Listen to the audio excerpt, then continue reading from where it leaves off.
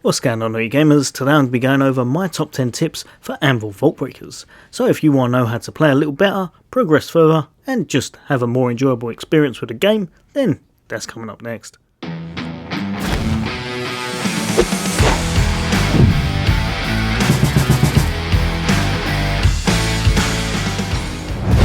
Welcome back, all you guys and girls. As always, for all things gaming, for all things Xbox, then why not hit that subscribe and bell icon.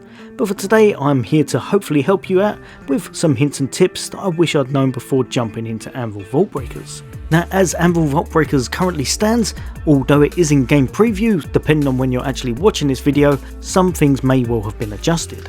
But for the moment, it is a little bit on the tougher side, so if you're jumping straight in without knowing exactly the mechanics or how to go about things, you may well find yourself struggling a little. So kicking it off at number 10, and very possibly the most important thing overall, and that is this right here, and that's the stat screen. If you press back on your controller, for the Xbox at least, it's going to bring you up to this screen right here, which is going to give you all of the stats for your character. Obviously, as you progress through those planets and as you're picking up relics, it's going to change, but this right here is going to show you exactly what to aim for.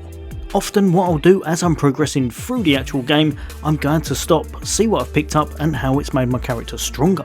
For example, if I go right to that middle one, the defense, it maxes out at 90%, meaning if I didn't know this stat screen actually existed, if I'm picking up defense over and over again, I may well have maxed it out and the other relics I'm putting towards it will factor into nothing, meaning they're kind of wasted. You're going to want to try and hit as high as possible on the numbers you're aiming for. Great ones to aim for are things such as attack power, critical hit chance and damage, and of course max HP and defense are always great for being able to take a little bit of damage. But remembering that you won't always be able to pick up the relics that you're after, and sometimes it'll be a bit hit and miss, means that even if you're picking up those tier 1s rather than the tier 2s and 3s, you're going to be able to make a build that you want and one that's still truly powerful. As long as you're checking this screen, making sure you're aiming for the targets you want to aim for, and as long as you haven't gone over on the ones that you definitely don't need, then in general you're going to make sure that you've got a really strong build and your class will be doing pretty much what you're after. If you are picking relics up randomly, your build can be very much hit and miss. So speaking of relics, that's these things right here, and I'm just going to the database to show you all of the ones that you can actually acquire, but what you've got to realise is that these will unlock as you're picking them up. If there's a certain one that you want to be able to put on your build from the start, you're going to make sure that you're picking it up whenever you can in order to try and unlock it as you go. In general, making your way through the second galaxy seems to be the easiest way, picking those relics up and hopefully unlocking them as you go. Remember, relics themselves come in 3 different tiers, ranging from these ones right here, the blue ones, which are tier 1. Then anything that's purple based will be tier 2. And last but definitely not least, probably the most powerful, the gold ones, and they're the tier 3 relics. As you make your way through the galaxies, for example for Cerny just there, you can grab all of these ones listed here, and they'll be the ones that pop up in those relic containers. If you're on Symphonia, you have pretty much every single one of them chucked in. All of the tier 1s, 2s and 3s are available in Symphonia, and lastly we have the Campanella, the 3rd galaxy currently, and as you can see we've only got the highest gradients, so the tier 2s and 3s are the only ones that unlock there. Except for this one currently, the special charge module, which I think they've chucked in because it works on at least one build that I know of, kind of needs it quite a bit, and that would be lightning currently. But definitely keep an eye out for the ones that you want to pick up and add to your collection to unlock after you've completed those missions. Even if you fail them, you have a chance of unlocking them. For example, there's some of these which I've probably never picked up. Say for example this one right here, the defense suit of merciless attack. If I did want to unlock this one, I'd have to make sure I went out of my way to pick it up as I'm venturing, otherwise it's never going to pop up at the end and I'm never going to unlock it. Also, one thing to remember is that some of these actually stack, so it doesn't mean the blue ones are worthless because they're only tier 1, because if you have a little look, if you're picking them up as you go, the more you get hold of them, the better and stronger they're going to become. For example, the critical power chip right here starts off by giving you a 40% critical damage increase. Every time you pick up one of these relics, it's going to stack all the way up to that massive one right at the end if you manage to pick up all 5, giving you 200% critical damage and 15% critical hit. Don't forget, if you're looking at your breaker, for example here, Once you complete the first galaxy, you're going to unlock that 1 and 2 slot.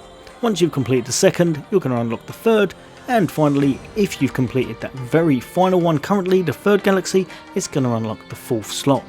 Once you equip your relics from the start, you'll be even more powerful for your adventures, and it will just make things a little bit easier. For example, if I jump over to my lightning, as you can see, all of his are unlocked, and his build will be truly powerful because of that. Whereas if I'd unlocked none on a character, they're going to struggle, and they definitely aren't going to want to jump into that second or third galaxy, because it's going to be a lot tougher for them to do it. You're going to want to make your way through the first, second, then third in that order, in order to grab everything and make your build very strong.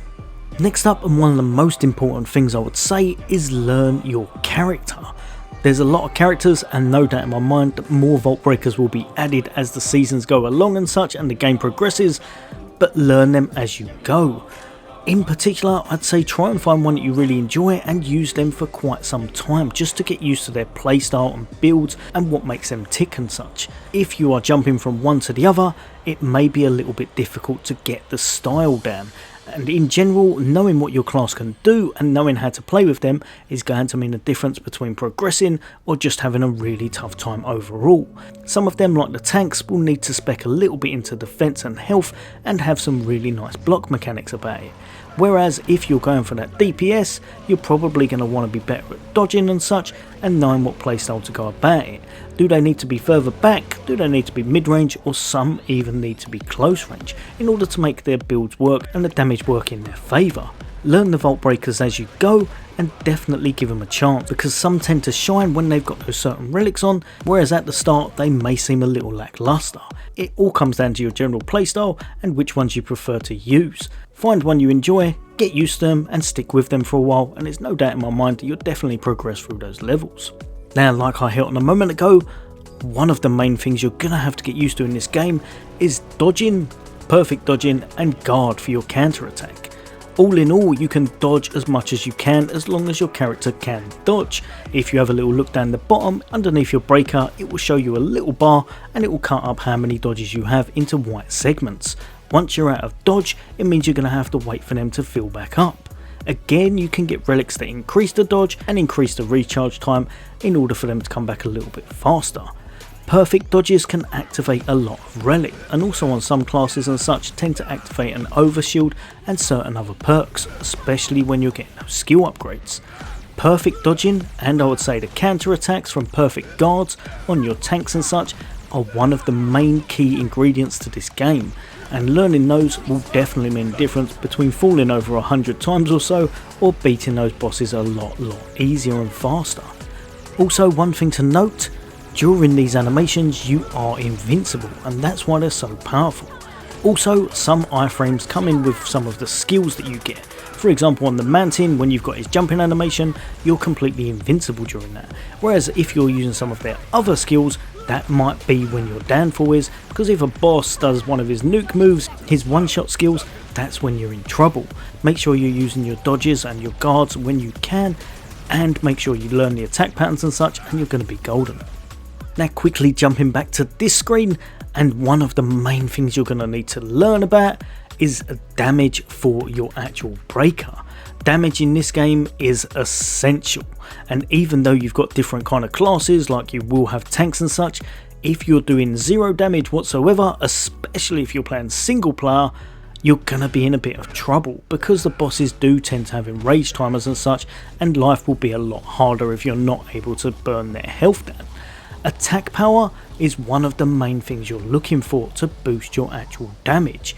The way this game works currently, attack power increases your damage to your skill power and to your weapon power, meaning it's one of the most sought after things in the game. Weapon power will only upgrade the damage to your weapon. Skill power will only upgrade the damage to your skill power, obviously, and of course crit hit and crit damage is just amazing for upping those crits on anything that you're doing crit damage with. There are a lot of other things that go into building a really powerful build. For example, if you look on the right hand side, status effects can be truly devastating. So damage increase to all targets with status effect, or damage to one with some kind of a status on it, can be one thing you really want to aim for, as can damage increased against bosses. There are a lot of things in the game that help you boost your damage, none more so than your actual skill upgrades. Your skill upgrades can definitely mean the difference between a seriously powerful build or one that's a little bit on the lackluster side because you haven't found anything you've been aiming for. If you get a good run and you get some really nice skill upgrades and you manage to get some really nice relics, all in all your build will sort itself out and you'll be able to do a lot of damage and burn those bosses down a lot faster than if you'd have had a really bad run. Now next up, and we've got something that you will only learn through practice, and that's the boss mechanics. When you first start playing this game, be prepared to fall over. A lot, an awful lot. This game is not an easy game, and the bosses in it, before you know how to kind of work out their attack patterns and such, they're going to nuke you very often. There are a lot of one-shot mechanics in the game, there are a lot of things that can absolutely devastate a build no matter how strong you are. If you've got max HP of around about 200k, if you've got 90% defense and you think you're unstoppable, a boss can very easily put an end to that in one move. So get used to the boss's mechanics and get used to the fact that you're gonna have to learn them, and it probably will take a bit of patience. In a team can be a little bit easier because you do have revives and you've got 3 of them. If however you're not with a team and you're playing solo, one time I've fallen over and you have to start again. So it can definitely be a bit infuriating, but hopefully these tips will help you out. One thing that I'll definitely say during your journeys and during your boss fights, if you think you can complete them and a member of your team has died during that expedition, say for example on the boss or just making your way through a planet, if you think you can complete it without picking them up, if you want to hold on to that extra revive, sometimes it's in your best interest not to use it up, just complete it on your own or with the other character and let that third person stay down, because when you complete that level you'll still have that revive left. As soon as you pick them up, that one's gone and it will be gone throughout the duration of however many planets you've got left. Next up, and we're coming over to one of the biggest boosts to your damage or your actual build in the game, and that's your weapons. Finding a weapon that you really enjoy playing with will come in hand with the character you like. Not all of the characters can use every weapon, so very often liking the weapon that they come with as standard may well be one of the factors into which character you prefer. For example, if we bop all the way over to here, the melee class, or should I say the tanky class, they come with axes, hammers, gauntlets, and they can use heavy weapons. Very much in your face weapons that can deal a lot of damage, but most times in general are a little bit slower paced than if you were further back using a rifle or something along those lines. Some of the classes, such as Lightning for example, he's going to start off as standard with a homing rifle, a really nice easy gun to use because he's quite a squishy character. If he's getting hit, he's only got 25k health, so you better make sure that you get used to dashing with him and such. Whereas Liner is going to start off with a missile rifle, which is a really fun gun that shoots out missiles as well as bullets. Honestly, they all start off with different weapons and they're able to pick up different weapons as they drop on the ground or as you purchase them before boss fights and such. These right here again, exactly the same as relics, come in 3 different variants, ranging from your tier 1s, tier 2s, all the way up to the gold ones again, which are your tier 3s. Once you get hold of those, as far as I'm aware, I think the highest I've seen is 4 stats on them, but each one of those will have on it the same as a relic, which can again be 1, 2 or 3. If you manage to find a really truly powerful gold gun, it will set your build apart from the rest, and it could mean you can do an abundance of damage, it may give you a huge jump to your health, or it might have some perks that you really feel like will help you out during your battles. All in all, those gold guns are probably the strongest single thing to pick up in the game if you have a bit of luck on your side, so watch out for them and make sure you've saved enough money so that you can pick them up from the shop whenever you have a chance. Next up, and we've got our toy workers, which you may as well pretty much think of as pets. These cost 2,000 crons to unlock, but can come in really handy, especially if you're going for a certain type of build. For example, if you have a look at this one just here, if you're going for that skill build, this is going to give you 10% extra skill power as standard, whereas if I was going to switch over to a character and I wanted to be using him with weapons and such, I'm going to bop straight to that one and it's going to do a little bit more weapon damage. Although this isn't going to light the world on fire as such, it's not the most damage in the world, it is still going to be an increase, and it's well worth having because it's there constantly from the start. 10% might not sound like much, but when you factor in all of the other things you're going to be doing, all of the crit damage, and of course your other build, it can well work in your favour. Also, if you have a little look, from time to time, this is just the start obviously, but when there are events and such, you may well be able to unlock things such as this. So we're waiting for an event, and if I remember correctly, I think this one's from how many people were putting this game on their wish list with Steam, and that's the Gold Hand. Gold Hand is a support type toy worker manufactured by Weapon, yada yada yada.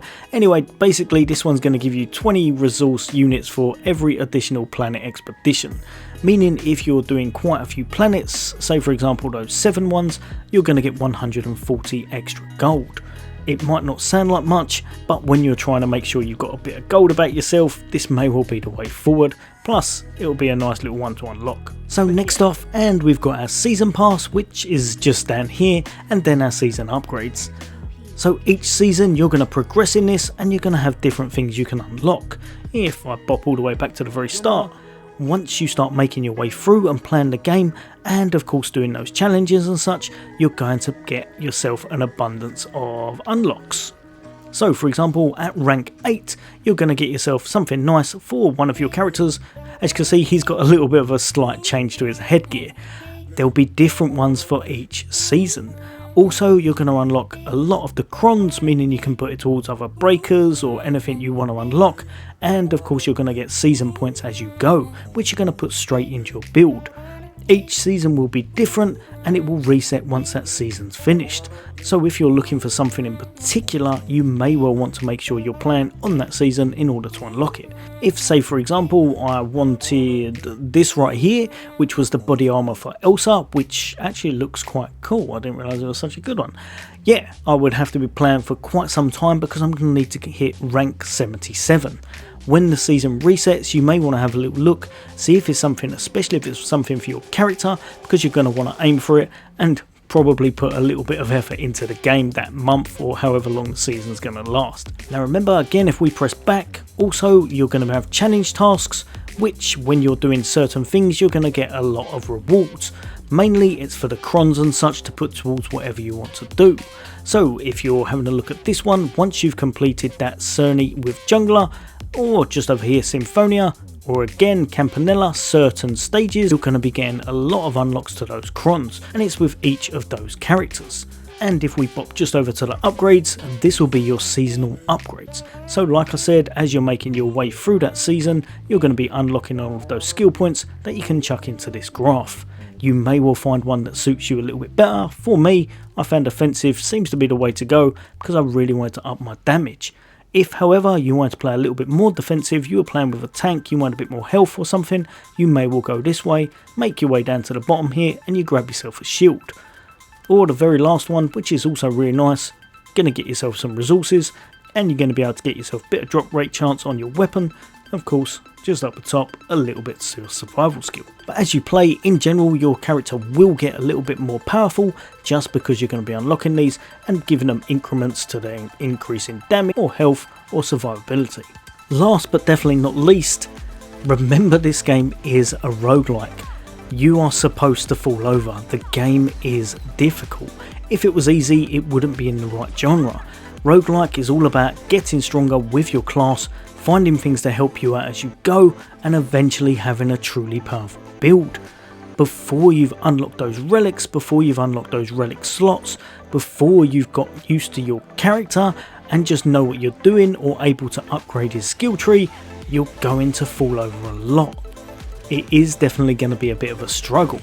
There's certain things that you can do, like playing in groups and such, that may well help you out, but ultimately just playing the game, learning the boss mechanics, learning your character, getting stronger slowly as you go will help you to progress. The difficulty of the galaxies, definitely a big jump at that third one so far, unless they adjust it. First one's not too bad, second one can be a little bit difficult, third one, for me, big old jump, meaning you've got to play everything perfect, otherwise you're going to get absolutely smashed. Remember, it is that type of a genre. Roguelikes are never really easy, So if you're someone who doesn't like dying in games, this probably isn't going to be the one for you. If you like to get your character better, if you like to learn as you go and progress, this game will definitely be a lot of fun, and by the end of it you'll be able to do an absolute abundance of damage because your build is just a lot more spot on and you know what to aim for. Right, you guys and girls, as always I hope that's helped a few of you out. There'll be a few more guides and such from me, but as always, for all things gaming, for all things Xbox, take care. I'll see you on the next day.